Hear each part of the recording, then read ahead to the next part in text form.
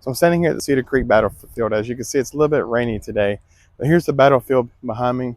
The Confederates would have attacked coming this way and made the Union soldiers retreat this way. And then later, when Sheridan started his counterattack, they would have come this way and forced the Confederates to retreat back across these hills right here. You can see how many hills and how many rocks are in the battlefield behind me.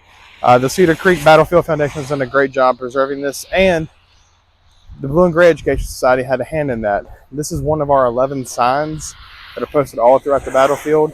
So this is what your membership money goes for. This is what your donations go for. You help with projects like this. Like I said, there are 11 of these all across the battlefield. And if you want to get involved in projects like this today, make sure you join the Blue and Gray today.